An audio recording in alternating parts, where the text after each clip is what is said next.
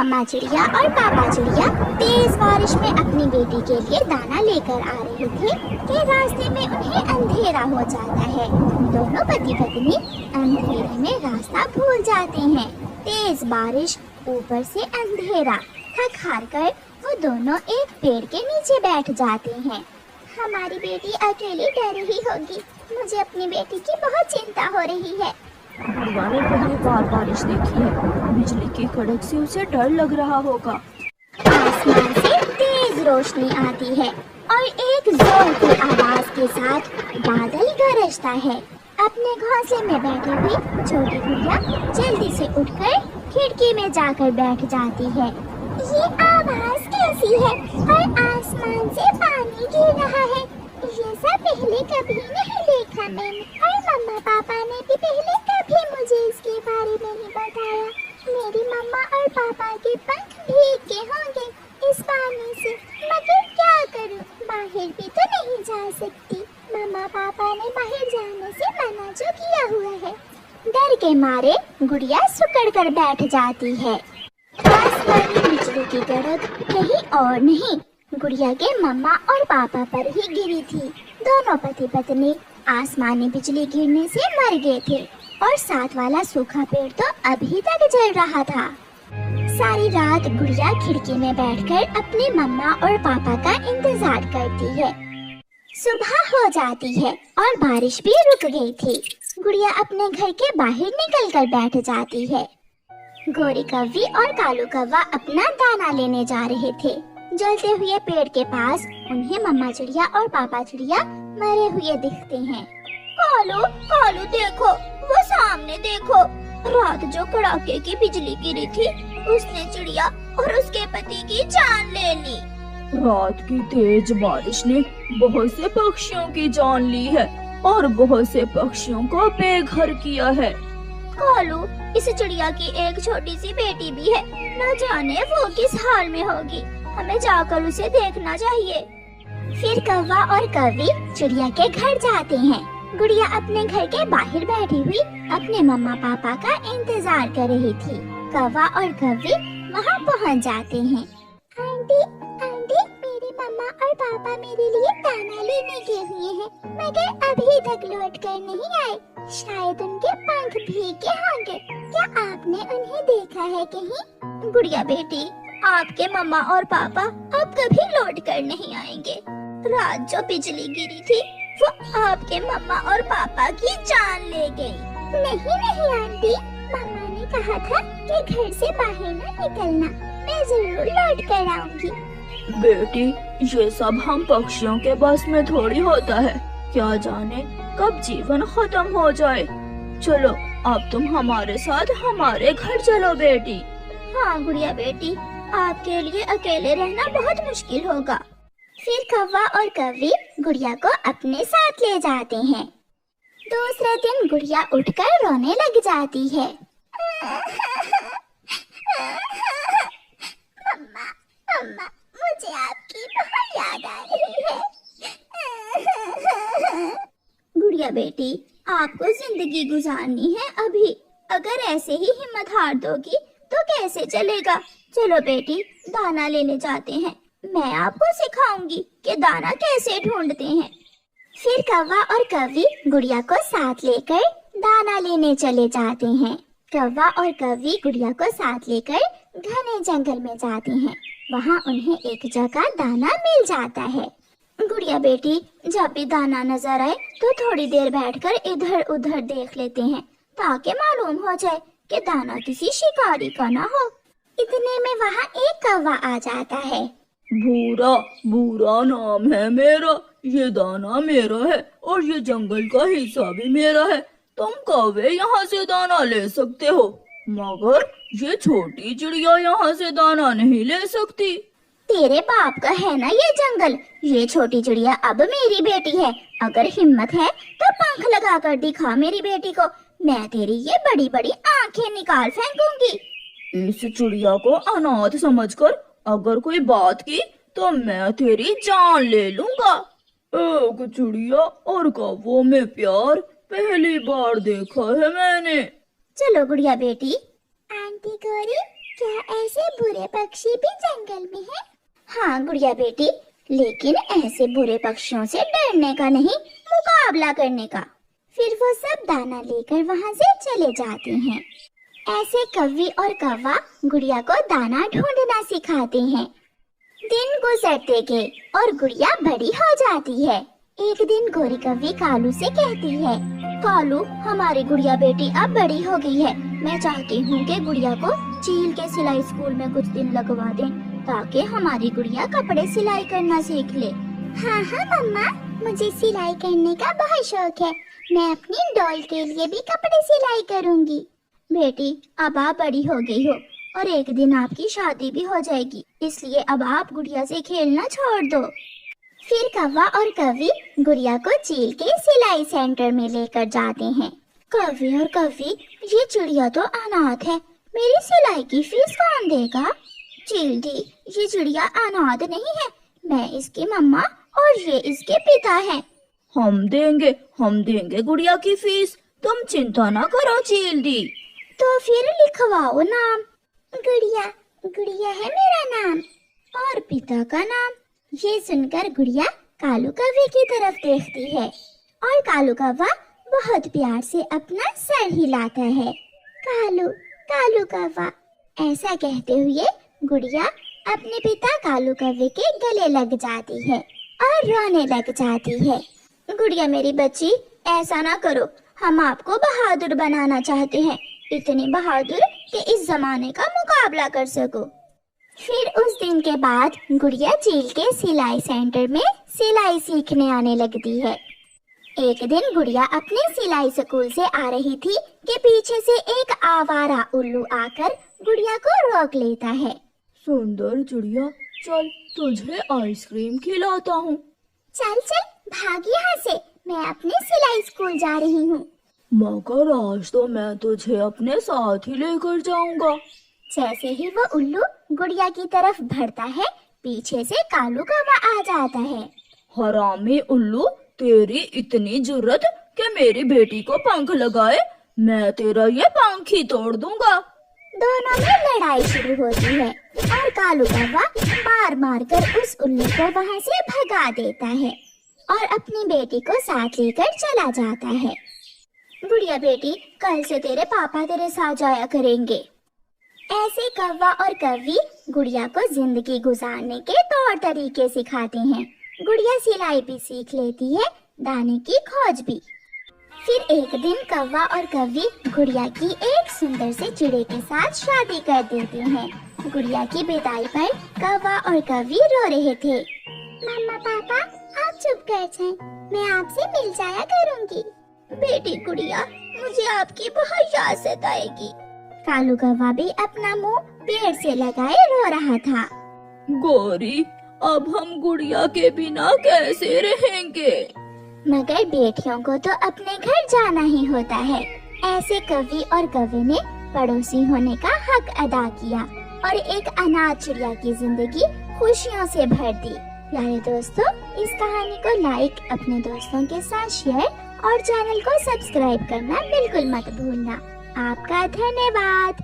गुड़िया के पापा, आज तो सुबह से कोई ग्राहक भी हमारे ढाबे पर नहीं आया। आज तो सारा खाना जो हमने बेचने के लिए बनाया था खराब ही होगा।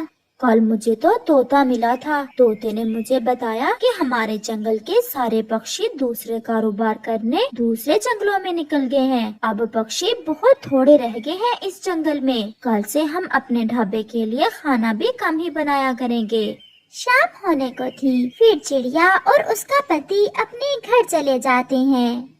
मम्मा, कल मुझे स्कूल से गर्मियों की छुट्टियां हो रही हैं और मुझे स्कूल में फीस लेकर जाना है। मास्टर जी बोल रहे थे कि कल फीस लाजमी लाना।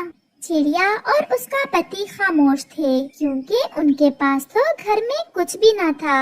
आप सो जाओ कुकू बेटा, मैं कल आपके मास्टर से जाकर मिल लूँगा। मम्मा और पापा, क्या बात है? आज आप मुझे कुछ परेशान लग रहे हैं। नहीं मेरी बेटी, बस कुछ दिनों से हमारे ढाबे पर ग्राहक बहुत थोड़े आ रहे हैं। अब तो काम चलाना बहुत मुश्किल हो गया है। सुनिए जी, कुकू फीस कहाँ से देगा? अगर कल फीस ना दी तो मास्टर जी हमारे बेटे को स्कूल से निकाल देंगे। मेरे पास दुकान में कुछ रुपए हैं जो मैंने ढाबे का 2 दिन का राशन लेने के लिए रखे थे। मैं उनसे कल कुकू की फीस जमा करवा दूंगा। हाय रे भगवान, ये भी कैसी जिंदगी है हमारी। गुड़िया भी जवान है, इसकी भी शादी करना है, और कुकू की पढ़ाई। अगर काम ऐसे ही बंद रहा तो कैसे गुजारा होगा? उनका बेटा कुकू सोया ना था, वो जाग रहा था और अपनी मम्मा पापा की बातें सुन रहा था। दूसरे रोज कुकू नदी पर जाकर बैठ जाता है। वो अपनी मम्मा और पापा की बातें सोच सोच कर रोने लग जाता है। मम्मा पापा, आप कितने दुखी हैं। भगवान ने हमें इतना गरीब क्यों बनाया? इससे तो अच्छा था कि भगवान हमें इस दुनिया में ना ही भेजता। पास में एक बूढ़ा पक्षी अपनी नाव में बैठा कुकू को रोता देख रहा था। वो कुकू के पास आता है। बेटा, क्या बात है? आप क्यों रो रहे हो? अंकल, मेरे मम्मा पापा जंगल में एक खाने का ढाबा चलाते थे। कुछ दिनों से सारे पक्षी दूसरे जंगलों में चले गए हैं और हमारा कारोबार बंद हो गया है। मेरे मम्मा पापा बहुत परेशान हैं और मुझसे उनकी ये हालत देखी नहीं जाती। बेटा, रोने से कुछ नहीं होता। हमें हिम्मत और हौसले से काम लेना होता है। जिंदगी में दुख और सुख आते जाते रहते हैं। मेरे पास आपके लिए एक उपाय है। क्या क्या अंकल, बताइए। मैं भी अब बूढ़ा हो गया हूँ। मुझसे ये नाव भी अब चलाई नहीं जाती। आप मेरी ये नाव ले लें और इसमें अपना ढाबा बना लें। ये नदी बहुत से जंगलों को मिलाती है। आप दूसरे जंगलों के किनारे जाकर अपना खाना बेचें। इस तरह आपका धंधा चल सकता है। अंकल, ये तो बहुत कमाल का आइडिया दिया है आपने। मैं अभी घर जाकर पापा से बात करता हूँ। फिर कुकू घर जाता है। कुकू घर आकर अपने पापा को सारी बात बताता है। कुकू बेटा, ये आइडिया तो ठीक है। ऐसे नदी में अपना ढाबा लेकर हम दूसरे जंगलों में भी जा सकते हैं और नदी के साथ साथ जितने भी जंगल हैं वहाँ अपना खाना बेच सकते हैं। मम्मा चिड़िया को भी ये बात बहुत पसंद आती है। मम्मा, मैं खाना बनाने में आपकी मदद करूँगी। दूसरे रोज गुड़िया अपनी मम्मा के साथ खाना बनाने में मदद करती है। वो पनीर कढ़ाई, छोले भटूरे और आलू वाले पराठे बनाते हैं और वो सारा भोजन उस पक्षी के नाव में रखते हैं। आपका बहुत बहुत धन्यवाद जो आपने हमारी इतनी मदद की और हमें अपनी नाव दी। मैं उम्मीद करता हूँ कि आपका ये काम अब अच्छे से चलेगा। फिर कुकू और उसका पापा वो सारा भोजन लेकर नदी में दूसरे जंगल के लिए निकलते हैं। वो एक जगह रुक जाते हैं। अरे ये क्या? ये तो कुछ नया है। नाव में ढाबा, चलो तो जरा जाकर ट्राई करते हैं। ये तो कमाल का आइडिया है। नाव में ढाबा तो हमने पहली बार देखा है। हमें 2 आलू वाले पराठे तो दे। फिर कुकू उन्हें पराठे दे देता है। वहाँ कुछ देर रुकने के बाद वो वहाँ से आगे बढ़ते हैं। जो भी पक्षी नाव में बना ढाबा देखता वो तो खाने की खुशबू की तरफ खिंचा चला आता। शाम होने से पहले ही उनका सारा खाना बिक जाता है। कुकू बेटा, हमारा तो सारा खाना ही बिक गया। हम कल से इससे भी ज्यादा खाना लेकर आएंगे। फिर वो अपने घर वापस चले जाते हैं। मम्मा ये देखें, इतने पैसे। आज पहले ही दिन हमने इतने पैसे कमा लिए हैं। सारा ही खाना इतनी जल्दी बिक गया, मुझे तो विश्वास नहीं हो रहा। फिर ऐसे ही कुछ दिन गुजर जाते हैं। चिड़िया और उसका परिवार बहुत अच्छी जिंदगी गुजारने लगता है। उनके पास रुपए पैसे की भी कोई कमी नहीं रहती।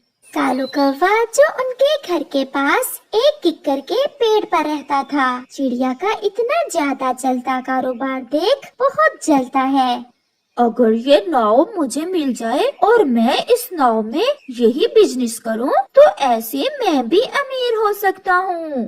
फिर कुछ सोचकर कालू कौवा नदी की तरफ जाता है। वो उस बूढ़े पक्षी के पास जाता है जिसने कुकू को अपनी नाव दी थी। बूढ़े पक्षी जी, जो नाव आपने चिड़िया को दी है, अगर आप वो नाव मुझे दें तो मैं आपको डबल किराया दूंगा उस नाव का।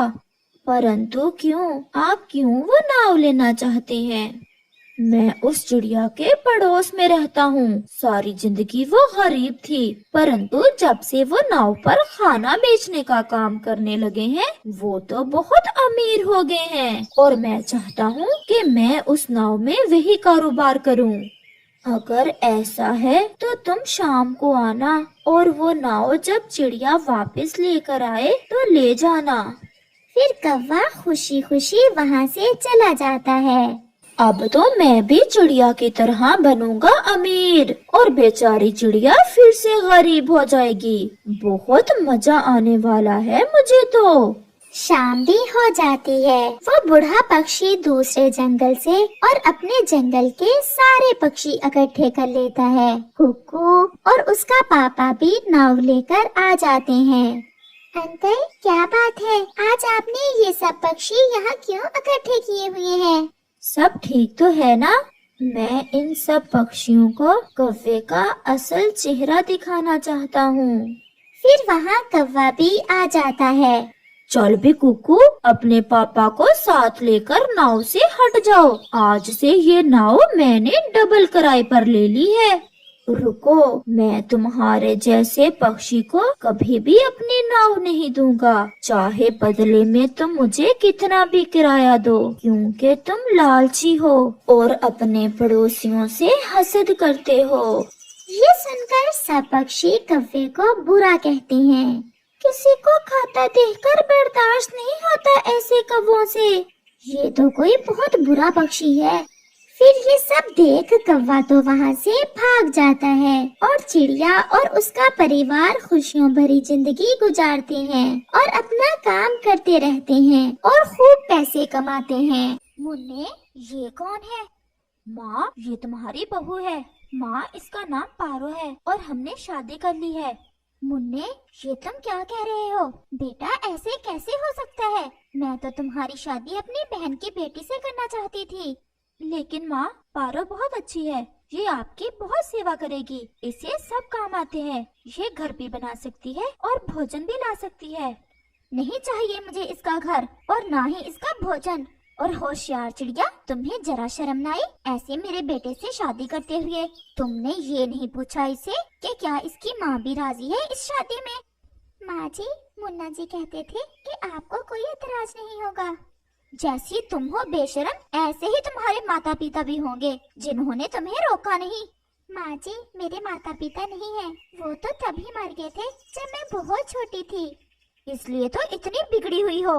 माँ, बस भी करो, ये पत्नी है मेरी।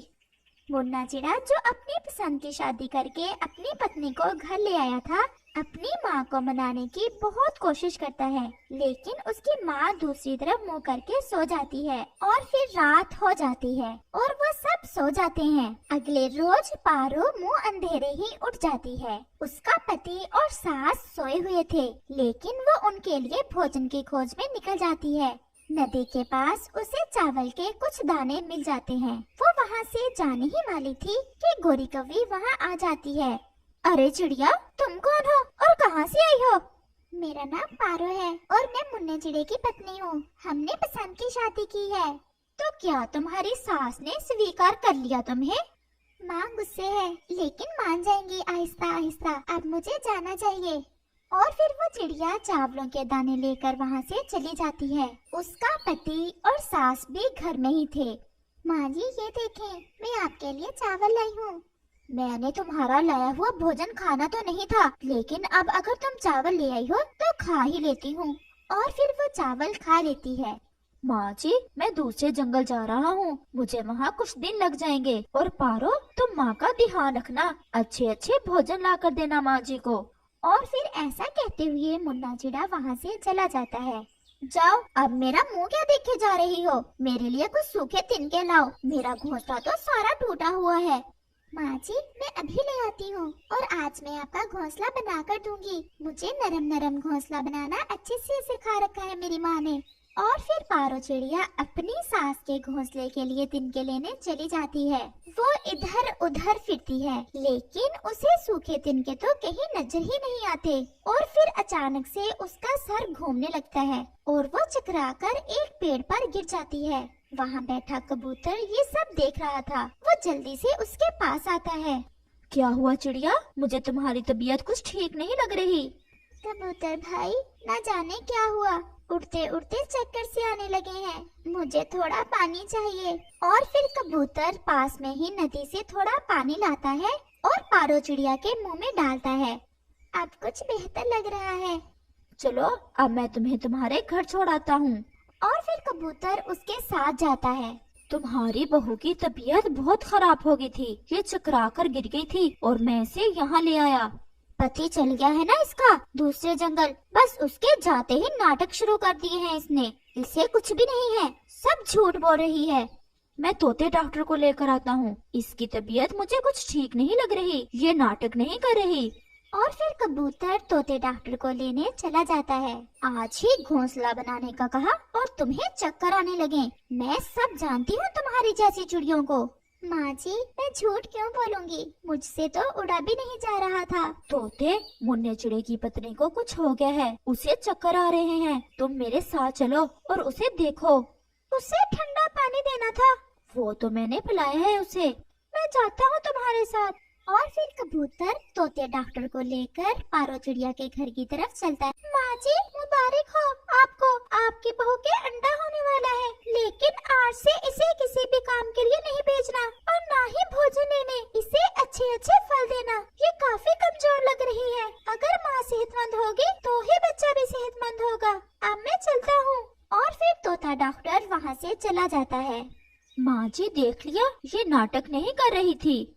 माँ जी, अब तो हमारे घर में रौनक लग जाएगी। मुझे तो बहुत खुशी हो रही है। हमारे घर में छोटा सा बच्चा आएगा। लेकिन उसकी सास तो जरा भी खुश ना थी। पारो बहन, अब मैं चलता हूँ। और फिर कबूतर वहाँ से चला जाता है। और फिर ऐसे ही 2 दिन गुजर जाते हैं और पारो चिड़िया एक अंडा देती है। वो तो बहुत खुश थी, लेकिन उसकी सास अब तो कुछ ज्यादा ही परेशान हो गई थी और वो अपनी बहू से कहती है, मैं अपनी सहेली से मिलने जा रही हूँ और अगर कहीं से मिला तो भोजन भी ले आऊंगी तुम्हारे लिए। और फिर उसकी सास वहाँ से चली जाती है। बहन, कैसे आई हो आज और कैसी है तुम्हारी बहू? सुना है तुम्हारे बेटे ने पसंद की शादी कर ली है। उसी के कारण मैं बहुत परेशान हूँ। मेरा बेटा तो मेरी एक नहीं सुनता। वो तो नखट्टू पहले ही मेरी एक ना सुनता था और ऊपर से ब्याह कर ले आया राह जाती चिड़िया को। कोई अंडा हुआ है या नहीं अभी? आज ही उसने अंडा भी दे दिया है। बस इसीलिए परेशान हूँ। मैंने तो सोचा था कि 2-4 दिन में भगा दूंगी उसे और फिर अपने बेटे की शादी अपनी बहन की बेटी से करूंगी। लेकिन अगर उसके बच्चे हो गए तो फिर तो वो पक्की ही हो जाएगी। तो फिर तुम क्या चाहती हो? मुझे तो कुछ समझ नहीं आ रहा कि मैं क्या करूं। सहेली हो तुम मेरी, इसलिए मैं मशवरा दे रही हूँ। तुम वो अंडा तोड़ दो और नाम लगा दो उसका। ऐसे जब लड़ाई होगी पति पत्नी में तो तुम्हारा रास्ता साफ हो जाएगा। मुझे पता था गोरी, तुम मुझे कोई अच्छी सलाह ही दोगी। मैं इसलिए तुम्हारे पास आई थी। अब मैं चलती हूँ, शाम भी होने ही वाली है। और फिर वो बूढ़ी चिड़िया वहाँ से चली जाती है। माँ जी, मैंने सुबह से कुछ भी नहीं खाया और आप भी मेरे लिए कुछ नहीं लेकर आई।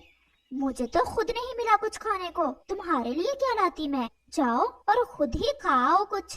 मैं जाती हूँ माँ जी, लेकिन आप मेरे अंडे का ध्यान रखना। तुम जाओ, मैं पास ही हूँ अंडे के। और फिर पारो चिड़िया वहाँ से चली जाती है। मौका अच्छा है अंडा तोड़ने का। इससे पहले कि उस चिड़िया की जड़ें मजबूत हो, मैं उसकी जड़ें ही उखाड़ दूंगी। ऐसा कहते हुए वो बूढ़ी चिड़िया उसका अंडा उठाती है और तोड़ देती है। पारो चिड़िया को भी भोजन मिल जाता है। वो खुद भी खा लेती है और अपनी सास के लिए भी भोजन लेकर वापस हो लेती है। वो जैसे ही अपने घर आती है तो अपना अंडा टूटा देखकर रोने लग जाती है। माँ जी, मेरा अंडा कैसे टूट गया? माँ जी, मेरा अंडा टूट गया है। मुझे क्या पता, मैं तो तुम्हारे जाते ही सो गई थी। अच्छे से नहीं रखा होगा घोंसले में, इसलिए गिरकर टूट गया होगा।